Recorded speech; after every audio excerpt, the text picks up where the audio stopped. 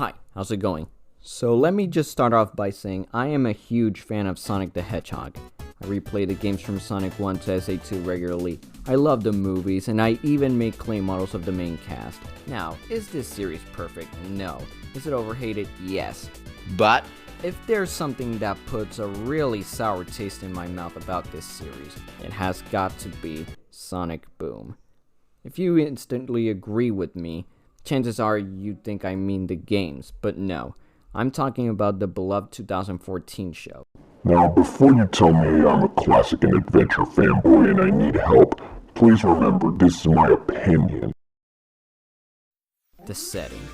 One of the most characteristic things about Sonic the Hedgehog is having the story take place in an interesting environment that ties with the lore and ladder.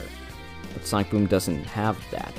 Most of the show takes place in this boring village that really doesn't have anything going for it. It doesn't have a name at first, and it pretends to be clever about it by making fun of that fact and then officially naming it, I guess. Also, this is supposedly a universe where the Chaos Emeralds don't exist. So yeah, no Chaos, no Chao, and of course no super forms. But Shadow still somehow has his powers. Anyway, also, going into the context of the show, why do Sonic and his friends live here exactly? Don't they already have homes? And why do they tend to protect this specific village if the villagers themselves are these deadbeat, ungraceful assholes? I'm not joking. When Sonic does something bad, I guess, they'll go out of their way to harass him. Straight up harass him to a point of even protest. But when Eggman is clearly coming up with a new scheme, these guys will blindly support him no matter what and make fun of Sonic and his friends without any problem whatsoever. I fucking hate this trope in modern kids shows. Making heroes risk their lives to protect their community when all the community will do is happily shit on them is not funny. It only begs the question, why bother? Because it's right. Characters. Let's start off with the Bluebird himself, Sonic. Sonic in the show is this narcissistic asshole who's about as cool as, modern Sonic. Now, I have no problem with a certain take making certain changes to a character. Like how in The Amazing Spider-Man, Peter is this self-centered smartass, but unlike The Amazing Spider-Man, Sonic Boom never explains why Sonic is the way he is, nor does Sonic himself grow. Now on to Tails. Many people say Boom is the closest we could get from Tails going back to his adventure roots. And yeah, I think that's perfect. But unfortunately, the show has the audacity to make his own friends give him constant shit for being a nerdy kid. Even Sonic himself at times. Now yes, I know older teen siblings tend to be dicks with their little brother or sister, but it's heartbreaking to see that Tails' own friends are no better than the people who used to bully him in West Side Island. Everyone in my village thought my two tails were weird, but then I saw you, the fastest creature in the galaxy. You were weird too.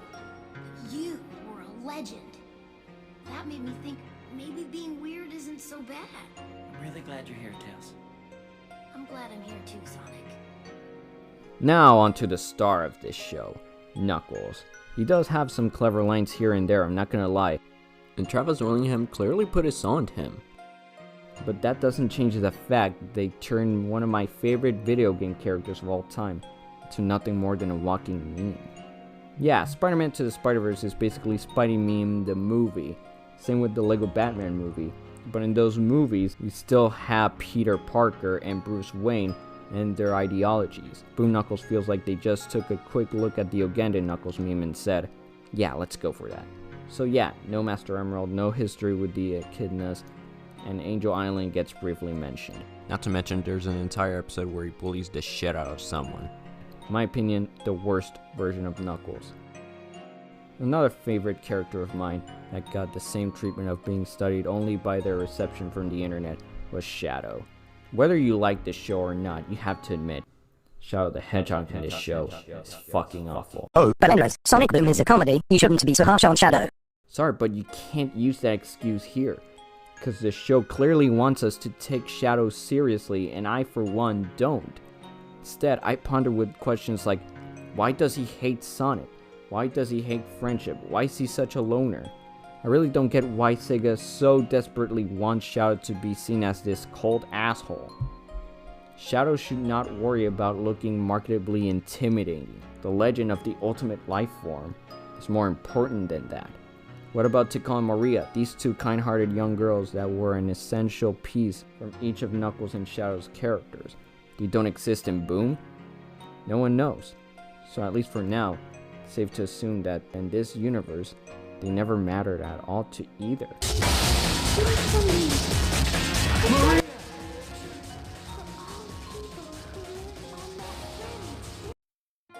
Now let's talk about Amy Rose. Amy has got to be the most inconsistent character in this show. She's either the moral compass of Sonic's friends, or she's Sonic's creepy stalker who even has a sex doll made after him. Oh, and just to round up all the cliches, she acts like a self-righteous broad about it. I also remember people saying Sonic Boom was the closest to make Son Amy canon, despite the fact Sonic and Amy in this show have as much interest for each other as Hero and Carmi from Big Hero 6 the series. This is Amy Rose we're talking about.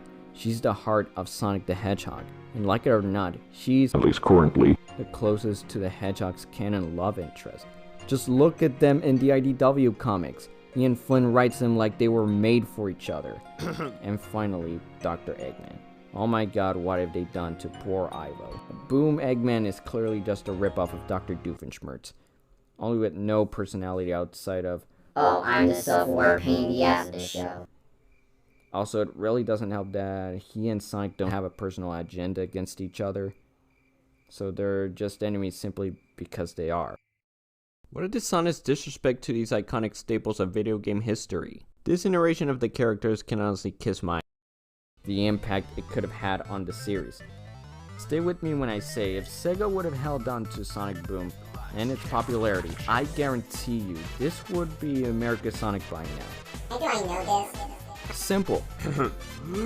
First, when a certain adaptation with different takes on a certain aspect of the source material becomes extremely popular, those certain aspects will be bound to be implemented on the main series. For example, Pokemon took major influence on the 1997 anime. The Spider-Man franchise wouldn't be the same without the impact the 1994 animated series had on it. Same case with the Ninja Turtles, with almost every show they made. Second, it would not be the first time. Back in the 90s, Adventures of Sonic the Hedgehog and Sonic Underground did irreversible damage by giving American newcomers two wrong ideas of what Sonic was like.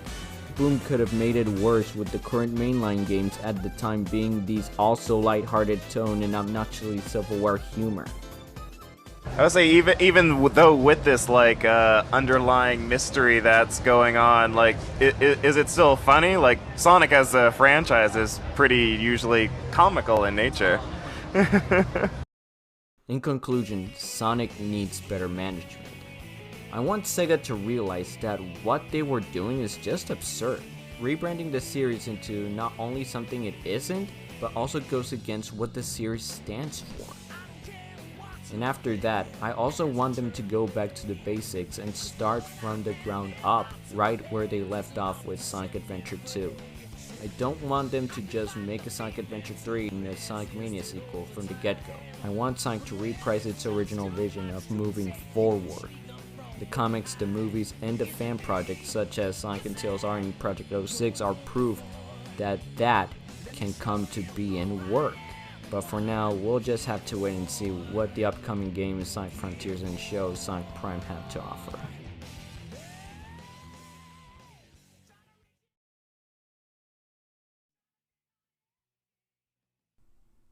Now you might be thinking, am I gonna review Pac-Man: The Ghostly Adventures and Mega Man Fully Charged? Nah. But still, fuck those two corporate pieces of dog shit!